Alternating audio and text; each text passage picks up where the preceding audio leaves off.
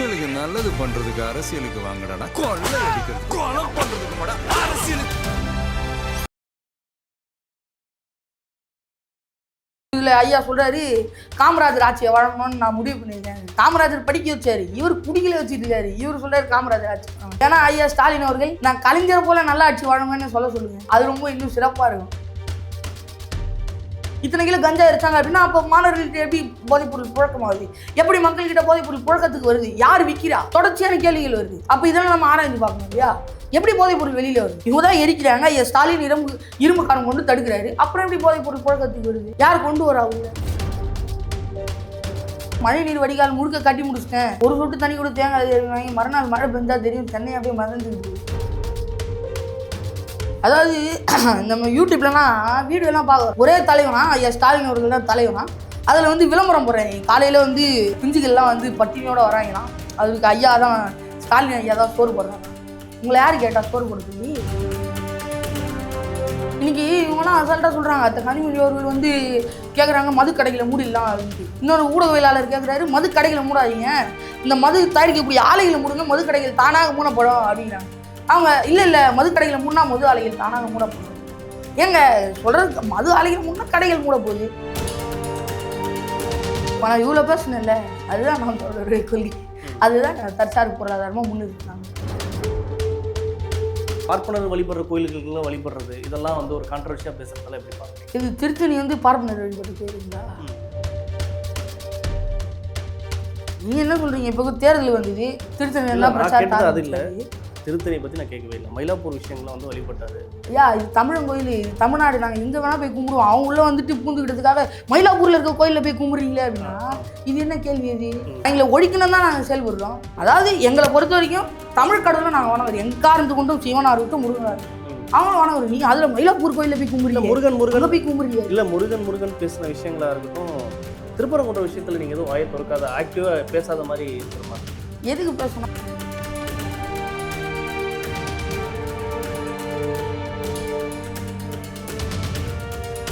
Colour கண்ணாடி voice நேயர்களுக்கு வணக்கம். இன்று நம்மளோட இருப்பவர் ஸ்டாலின் பாரதி நம்மளோட இருந்தவர். வணக்கம் சார். வணக்கம். எப்படி இருக்கீங்க? நான் நலமா இருக்கேன், நீங்கள் நலமா இருக்கீங்களா? நல்லா இருக்கேன். இப்போது 5 ஆண்டு ஆட்சி, திமுக ஆட்சி எப்படி பார்க்குறீங்க? என்ன 5 ஆண்டு ஆட்சி, ஈடில்லா சாட்சி எல்லாம் சொல்லணும். ஈடில்லா சாட்சினா என்ன உண்மையோடு வச்சு அதை சொல்கிறீங்க? ஈடில்லா சாட்சின்னா என்ன? யாருமே இது போன்ற கேவலமாக ஆட்சி பண்ணதில்லை. யாரும் வெறும் 5 ஆண்டுகளில் அப்படியே டபுள் மடங்கு கடன் வாங்கினதில்லை. கிட்டத்தட்ட ஐயா காமராஜர் அவர்களுடைய காலத்திலேருந்து இப்போ வரைக்கும் எடப்பாடி அவர்கள் வரைக்கும் வந்து இருக்கிற கடனை ஐயா ஸ்டாலின் அவர்கள் அப்படியே வாங்கி 10 லட்சம் கோடி ரூபாயா வச்சிருக்காரு. அதெல்லாம் பார்க்கும்போது 5 ஆண்டு ஆட்சி ஈடில்லா சாட்சின்னு சொல்லலாங்க. அதில் என்ன தப்பு? இந்த 5 ஆண்டு ஆட்சிகளில் தமிழ்நாடு மாணவர்கள் முழுக்க, அதாவது தமிழ்நாடு மாணவர்கள்கிட்ட என்னென்ன கொண்டு போகணுமோ, அடுத்து அவங்க விழிப்புணர்வு, அரசியல் விழிப்புணர்வு எல்லாமே அவங்களை எப்படி மக்கா இருக்க வைக்கணுமோ அதை திமுக வந்து சரியாக பண்ணிடுச்சு. ஏன்னா இன்றைக்கி இருக்கக்கூடிய பள்ளி மாணவர்களாக இருந்தாலும் சரி, கல்லூரி மாணவர்களாக இருந்தாலும் சரி, மாணவிகளாக இருந்தால் கூட சரி, அவங்ககிட்ட இந்த போதைப்பொருள் கலாச்சாரம், போதை கலாச்சாரம் என்பதை வந்து பரப்பிட்டாங்க.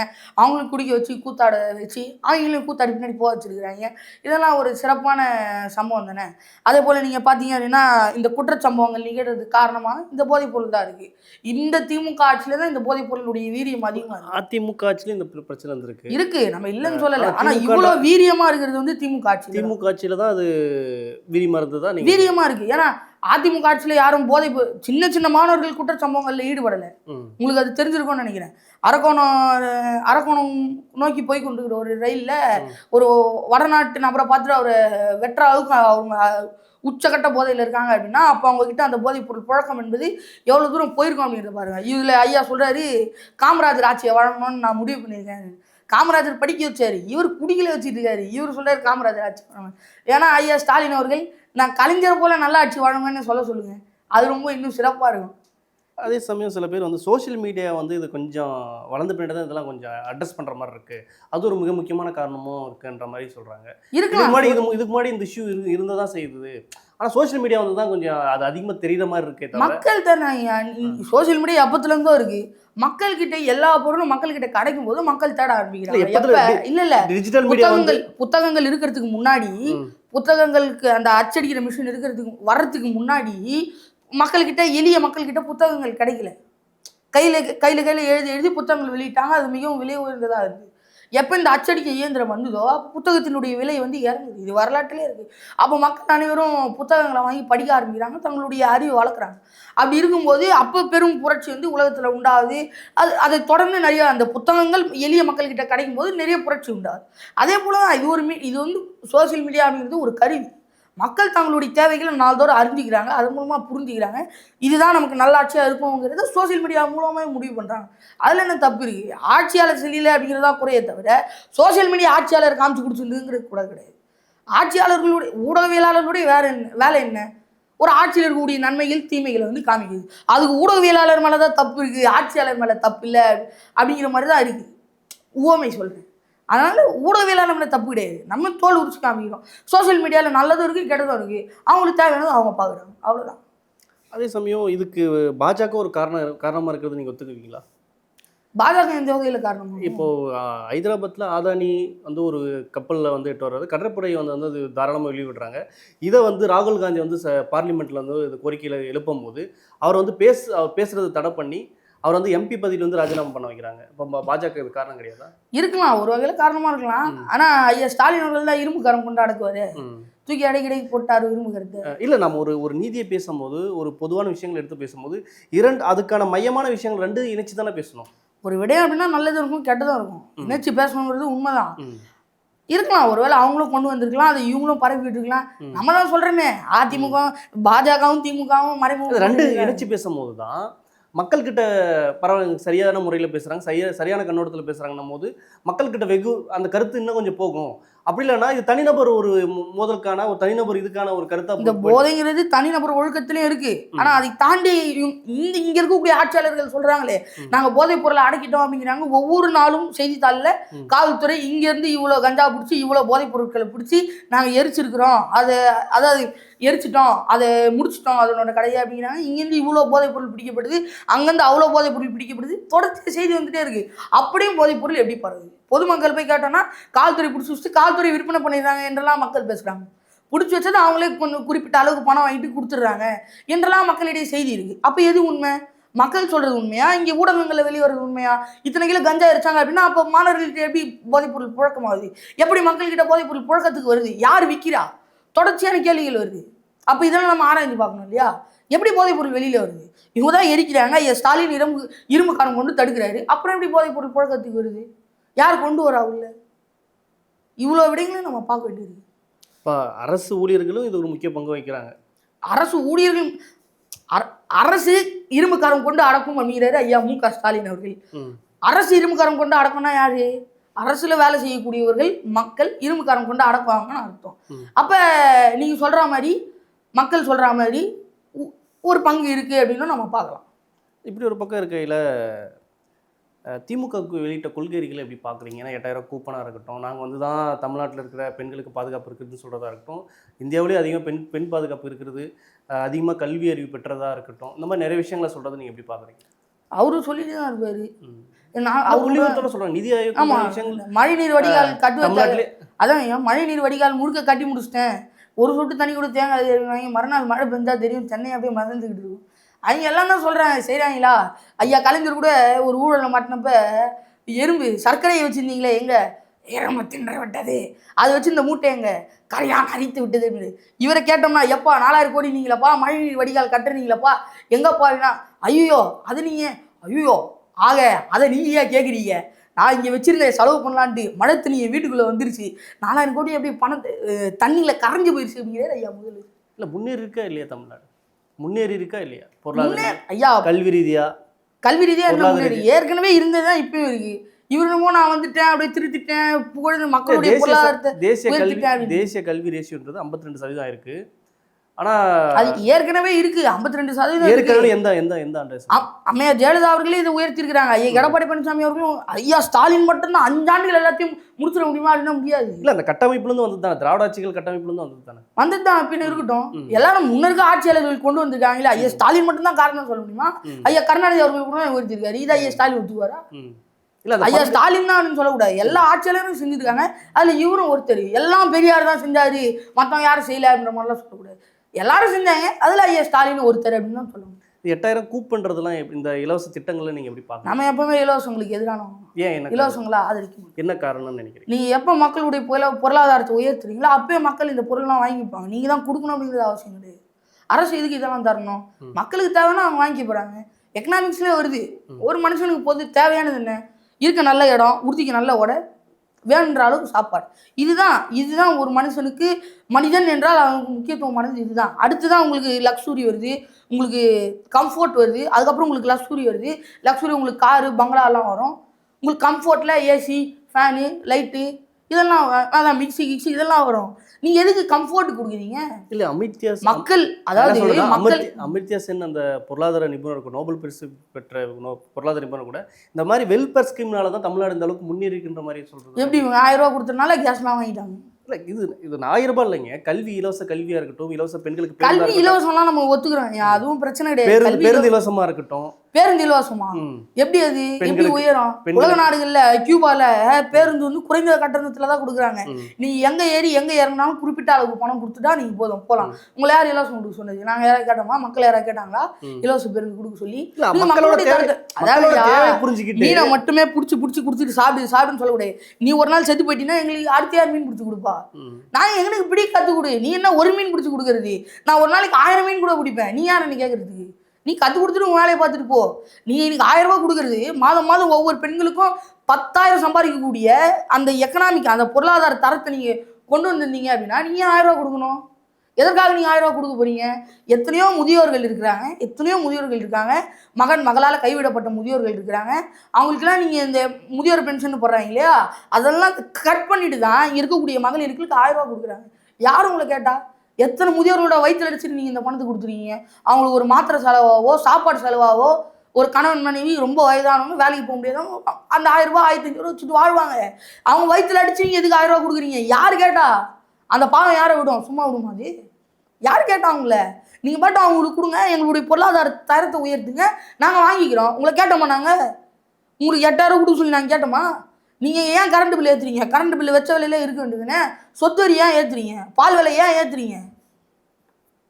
இதெல்லாம் இவ்வளோ கேள்வி இருக்கீங்க. நீங்கள் வந்து 1000 ரூபா கொடுத்துட்டேன் அதனால் முன்னேறிச்சு அப்படின்னா சொல்லலாம். இலவச பேருந்து கொடுத்துட்டாரு அப்படின்னு சொல்லலாம். இப்போ எல்லா மின் பேருந்துன்னு கொண்டு வந்து கட்டணம் வாங்குறாங்களா இல்லையா? கட்டணம் வசூலிக்கிறாங்களா இல்லையா? பெண்களுக்கு ஆண்கள்லாம் கிடையாது, அனைவருக்கும் கட்டணம். மின் பேருந்து, ஏசி பஸ்ஸு, அது இது லொட்டு லொசுக்கு எல்லாம் கொண்டாந்துட்டு அனைத்து பெண்களுக்கும் கட்டணம் வசூலிக்கிறாங்களா இல்லையா? என்னமோ 2 பஸ் இலவசமாக விட்டுட்டு நான் தான் விட்டுட்டேன், பேருந்து இலவசமாக கொடுத்துட்டேன். உங்களை யார் கேட்டா இலவசம்? மக்கள் கேட்டாங்களா? நீங்கள் ஒழுங்காக ஆட்சி பண்ணால் எதுக்கு இலவசம் கொடுக்குறீங்க? சொத்து வரி ஏன் ஏற்றுறீங்க? பால் விலை ஏன் ஏற்றுறீங்க? தண்ணி வரி ஏன் ஏற்றுறீங்க? இவ்வளோ பிரச்சனை இருக்குது. கொடுத்துட்டா மட்டும் போதாது, மக்கள் நல்லா வாழ்வதற்கான அந்த பொருளாதார தரத்தை உயர்த்தும். அதாவது நம்ம யூடியூப்லலாம் வீடியோலாம் பார்க்க வரோம். ஒரே தலைவனா ஐயா ஸ்டாலின் அவர்கள் தான் தலைவனா.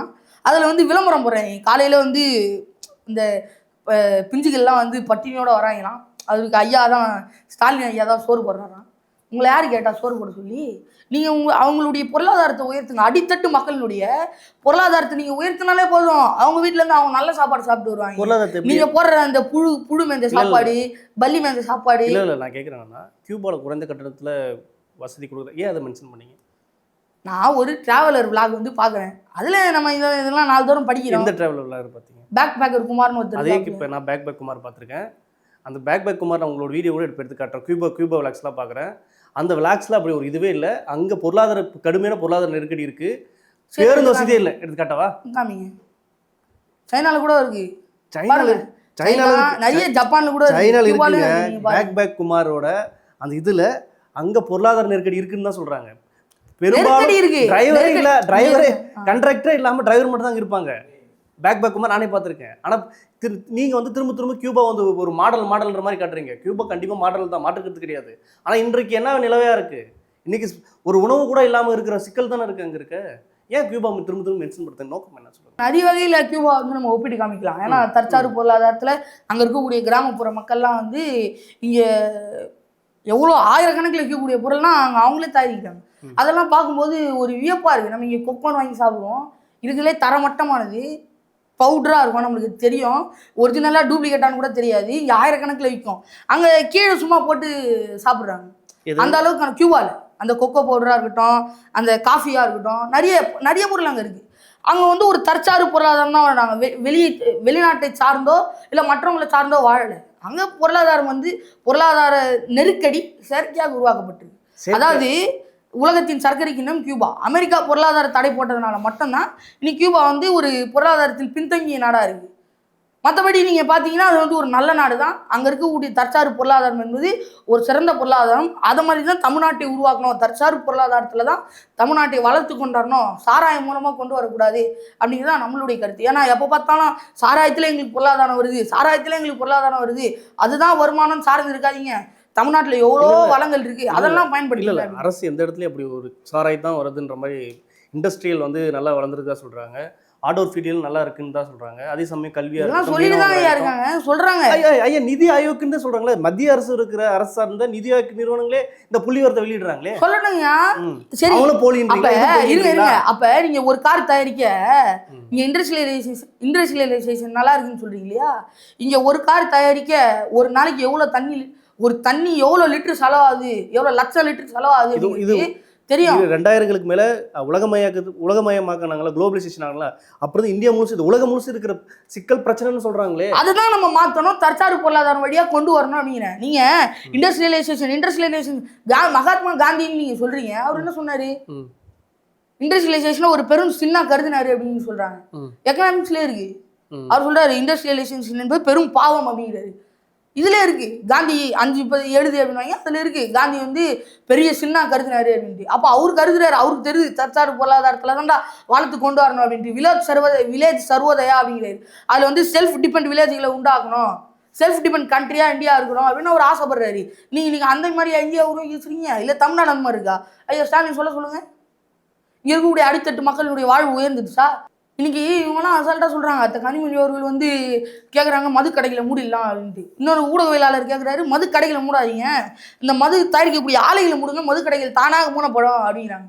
அவங்க இல்லை மது கடைகளை மூடினா மது ஆலைகள் தானாக மூடப்படும் அப்படிங்கிறாங்க. ஏங்க சொல்கிறது, மது ஆலைகள் மூடினா கடைகள் மூட போகுது, எதுக்கு இதை சொல்கிறாங்க? அவங்க தொடர்ச்சியாக சொல்கிறது என்ன அப்படின்னா, தமிழ்நாட்டுக்கு இந்த டாஸ்மாக் மூலமாக அதிக அளவான வருமானம் வந்து உள்ளே வருமானம் வருது தொடர்ச்சியாக அதை சுட்டிக்காட்டுருக்காங்க. பேப்பர்லாம் போடுறாங்க, தீபாவளி அப்போ இவ்வளோ வருமானம் வருது, பொங்கல் அப்போ டாஸ்மாக்லேருந்து இவ்வளோ வருமானம் வருது அப்படிங்கிறாங்க. அப்போ எதை நோக்கி சொல்கிறாங்க?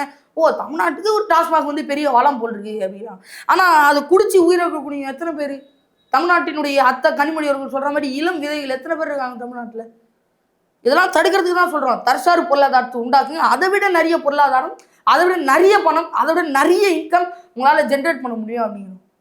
ஆதாரம் இருக்கா காமிங்க. தமிழ்நாட்டுக்கு ஒரு நாளைக்கு 7.5 கோடி லிட்டர் பால் தேவைப்படுது. 5 கோடி லிட்டர் ஆந்திராவிலேருந்து தான் வருது. 2.5 கோடி லிட்டர் மட்டும்தான் தமிழ்நாட்டில் உருவாக்கப்படுது இருக்குது தமிழ்நாட்டில். அவ்வளோதான் தமிழ்நாட்டால் தயாரிக்க முடியும். நீங்கள் ஆடு மாடு சிக்கன் எல்லாமே வந்து குறிப்பிட்ட அளவு தான் தமிழ்நாட்டிலேருந்து தயாரிக்கப்படுது. மற்றதெல்லாம் ஹரியானா, ஆந்திரா, இந்த பகுதி கர்நாடகா, இந்த பகுதியிலேருந்து தான் வருது. தமிழ்நாட்டில் பால் இறைச்சிகளின் தேவை அதிகம். அதெல்லாம் நீங்கள் பூர்த்தி செஞ்சீங்க அப்படின்னாலே உங்களுக்கு போதுமான அளவுக்கு இன்கம் வந்துடும், போதுமான அளவுக்கு மேலே வரும். நீங்கள் தான் லிமிட்டட்லேயே வந்து டாஸ்மாக்லேயே வருது, அது போதுங்கிறீங்க.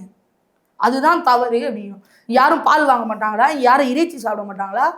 ஆனால் இங்கே எல்லாரும் மது குடிக்கிறாங்களா? அதுதான் பிரச்சனை. இங்கே எல்லாரும் மது குடிக்கிறாங்களா? இல்லை. ஆனால் பால் இறைச்சி எல்லாரும் சாப்பிட்றாங்க. அதை நீங்கள் பொருளாதாரமாக உருவாக்குங்க. ஏன் முடியாதா? நீங்கள் காளை வகை இனத்தையே அழிச்சிட்டீங்க, மாடுகளே அழிச்சிட்டீங்க.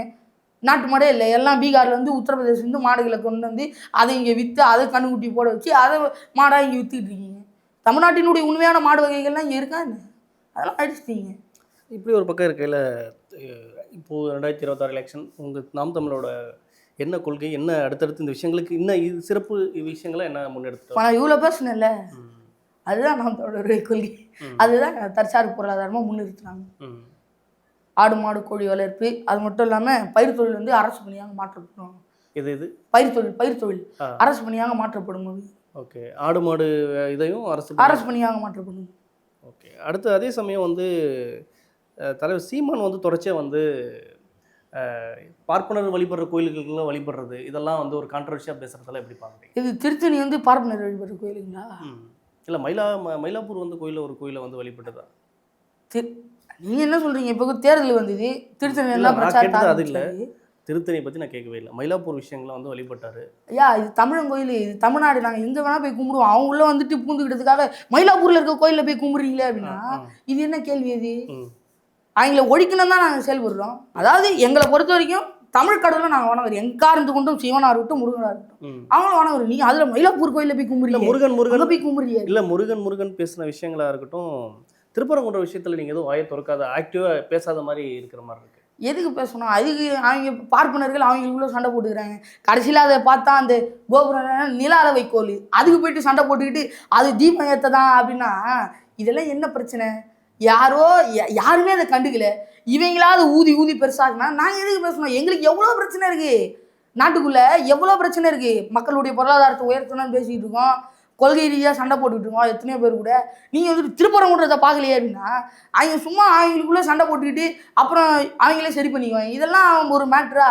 கடைசியில் அந்த தீபம் ஏற்றுறது யார் சண்டை போட்டு ஏன் அவங்க, அதாவது பிஜேபி அந்த ஆர்எஸ்எஸ் சார்ந்த நபர்களே இல்லைங்க முஸ்லீம் எங்களை ஏற்ற விட மாட்டாங்க அவங்களே சொல்லுவாங்க, அவங்களே திரும்ப சண்டை போட்டுக்குவாங்க. நிறைய புகைப்படங்கள்லாம் வெளியே வந்தது. அப்ப முருகரும் அல்லாவும் ஒன்னா போற மாதிரி, அதாவது முருகரும் முகமது நபியும் ஒன்னா போற மாதிரி, இதெல்லாம் எவ்வளோ இருக்கு.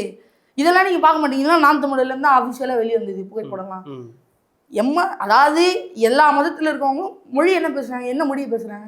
தமிழ் மொழியை தான் பேசுறாங்க. நாங்க தமிழரை தான் பார்க்கணுமே தவிர இவர் இந்த சாதியை சார்ந்தவர், இவர் இந்த மதத்தை சார்ந்தவர்னு யாரும் பார்க்கறது கிடையாது. இப்படி ஒரு பக்கம் இருக்கையில் உங்களுக்கு இந்த விஷயங்கள்ல பெண்களுக்கு முக்கியத்துவம் கொடுக்குறது அப்படி சொல்கிறாங்க. அந்த மற்ற கட்சிகள் கொடுக்காம இருக்கிறதால நீங்கள் எப்படி பார்க்குறீங்க? அது என்னங்க எங்கள் பாட்டு சொல்லி தான் தெரியுவாங்க. தாவேக்கார கூட நாங்கள் முன்ன பின்னெல்லாம் பார்க்குறது இல்லை, எல்லாரையும் ஒன்றா தான் நிறுத்துவோம் அப்படின்னாங்க. ஆனால் எல்லா திமுக கூட சொன்னாங்க 33% பெண்களுக்கு இடஒதுக்கீடு கொடுக்கணும் அப்படின்னு இருக்குது, நெறிமுறைகள் எல்லாம் இருக்குது. ஆனால் யாரும் பின்பற்றுறாங்களா? பின்பற்றது கிடையாது. ஆனால் உண்மையாகவே பெண்களுக்கான இடஒதுக்கீடு இல்லை, அது அவங்களுக்கான உரிமை. 50-50 ஆணுக்கு பெண் சமம் அல்ல, ஆணும் பெண்ணும் சமம் அப்படின்னு நிற்கிறது நாம் தமிழர் கட்சி தான். 117 ஆண்கள் 117 பெண்கள், அதில் ஒரு திருநங்கை. அதே மாதிரி திமுகவோட சமரசம் பண்ணிக்கிட்டீங்க. திமுகவோட இந்த ஆக்டிவ் பேசல தாவேக்காவை மட்டும் நீங்கள் விமர்சனம் பண்ணுறதா சில பேர்லாம் சொல்கிறத எப்படி பார்க்குறீங்க? அவங்க சொல்லிட்டு இருக்கோம், அதை பற்றி கவலை கிடையாது. இல்லை தாவேக்காவை தொடர்ச்சி கடுமையாக விமர்சனம் பண்ணுறதுக்கான நோக்கம் என்ன, காரணம் என்ன? அதுக்கு என்னங்க சரியான அரசியலை வந்து முன்னெடுக்கிறது இல்லை. நம்ம வந்து ஏதாவது எவ்வளோ பிரச்சனை இருக்குது. இங்கே அடிப்படை மக்களை வந்து நம்ப வச்சு திரைக்கவர்ச்சி மூலமாக ஓட்டு வாங்கணும் அப்படின்னா விஜய் அவர்கள் வந்து உள்ள வந்திருக்கிறாரு. ஆனால் அவங்களெல்லாம் விழிப்புணர்வு கொண்டு வரணும், அவங்க தான் இந்த மக்களுடைய மூத்த குடிகள் அப்படின்னு சொல்லிட்டு அவங்களுக்கான உரிமைகளை வாங்க தான் நம்ம போராட்டம் பண்ணிட்டு இருக்கோம். ஆனால் இவர் பொருளாதாரத்தில் வலிமை விற்றவர்களை இருக்கிறதுல இந்த சொல்லுவாங்களே, அந்த சாதி ரீதியாக சொல்லுவாங்க இல்லையா, அவங்களெல்லாம் இவர் டார்கெட் பண்ணி கடைசியாக வேட்பாளர் அறிக்கும் போது நாங்கள் உங்கள் விஜய் நான் வரேன் அப்படின்னு சொல்லணும். அப்படின்னா உங்கள் ஜோசப் விஜய் நான் வரேன்னு சொல்ல வேண்டியதுன்னு வேட்பாளர் அறிவும் பெரம்பூர்ல அதானே சொன்னார் ஜோசப் நான் வரேன் அப்படின்ட்டு. உங்கள் விஜய் எதுக்கு பாட்டு பாடணும்? உங்கள் ஜோசப் விஜய் நான் வரேன்னு பாட்டு பாட வேண்டியதுன்னு. அவ்வளோ நாள் தெரியலையா இவர் ஜோசப் விஜய் அப்படின்ட்டு? கிறிஸ்தவர்களுக்கு பிரச்சனை வரும்போது தெரியலையா நான் ஜோசப் விஜய்ன்ட்டு? இப்போ எப்படி பெரம்பூர் தொகுதியில் நிற்கிறோம், அது என்னென்ன எப்படி ஜோசப் விஜய்னு வந்துடும்? அப்போ எப்படி நீங்கள் மதச்சார்பற்றன்னு சொல்லுவீங்க? எப்படி சொல்லுவீங்க? இவ்வளோ நாள் நான் எதுவுமே இல்லை இருந்தீங்க, அப்புறம் ஜோசப் விஜய் அப்படிங்கிறீங்க. நீ கிறிஸ்தவராக இருங்க, ஒன்றும் பிரச்சனை இல்லை, அப்புறம் எதுக்கு உங்களை நான் எந்த மதத்தையும் சாரணம் இல்லை அப்படின்னு பின்பற்றுறீங்க? அப்படி எதுக்கு சொல்கிறீங்க, அடையாளப்படுத்துறீங்க? எதுக்கு அடையாளப்படுத்துறீங்க? இதெல்லாம் பார்த்தீங்களா, இதுவே முரண்பாடான அரசியல் தான். அவங்களுக்குள்ளே இருக்க டோட்டலாக முரண்பாடான அரசியல். திராவிடமும் தமிழ் தேசியமும் எதிரெதிரான கொள்கைகள், ரெண்டு பேரும் பக்கா எதிரி. அவ்வளோ பகை வன்மம் எல்லாம் இருக்குது. இவங்க வந்துட்டு ரெண்டும் ஒன்று தான் அப்படின்னா கோபம் வருமோ வராதா?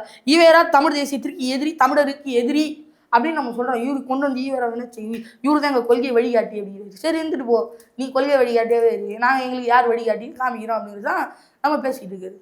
அதே சமயம் அதிமுகவோட செயல்பாடில் எப்படி பார்க்குறீங்க? அவங்க செயல்பாடு என்னங்க நல்லா தான் இருக்குது. எடப்பாடி அவர்கள்லேருந்து இவ்வளோ நாள் இல்லாத மாதம் தொடர்ச்சியாக ஒன்றுமே இல்லாத பெருமளவில் எழுப்பி கொண்டு வந்திருக்கிறாரு. அதில் எடப்பாடி அவர்களுக்கு மனமார்ந்த வாழ்த்துக்கள். அவங்க பிரச்சாரமாகட்டும், பாஜகவோட கூட்டணி சேர்ந்ததாக இருக்கட்டும், இதெல்லாம் எப்படி பார்க்குறீங்க? சூப்பருங்க, அதெல்லாம் செம்மையாக பண்ணியிருக்காங்க. ஒன்றும் இல்லாத காங்கிரஸை பார்த்து திமுக பயந்து 28 சீட்டு ஒரு எம்பி பதவி வந்து வழங்கியிருக்கு. ஆனால் ஒட்டுமொத்த இந்திய ஒன்றியத்தில் கிட்டத்தட்ட ஆட்சியில் இருக்கக்கூடிய பாஜகவை வெறும் 27 சீட்டு தான் தருவேன் என்று திமுக எவ்வளோ விமர்சித்தாங்க கொத்தரிமையாக இருந்து. ஆனால் அதெல்லாம் விட்டு 27 சீட்டு தான்ப்பா, விருப்பம் தான் வாங்கிக்கலாம் விடு அப்படிங்கிற மாதிரி எடப்பாடி அவர்கள் 27 தொகுதிகள்லாம் கொடுத்துருக்காரு. அதுவும் அவங்க கேட்ட சில தொகுதிகள்லாம் இருக்குது, இதில் தான் நாங்கள் தான் வருவோம், இதில் நாங்கள் தான் உட்காருவோம் அப்படின்ட்டு. அதெல்லாம் இல்லை, நான் தரதான் அப்படின்னு எடப்பாடி அவர்கள் தந்திருக்கிறாரு. அவங்க எடப்பாடி அவர்கள் பின்னாடி தலைமையேற்று போகிறது என்பது ஒரு சிறப்பான விடயம் தான். ஓகே, நிறைய தகவல் பகிர்ந்துக்கிட்ட மற்றும் நன்றி. நன்றிங்க.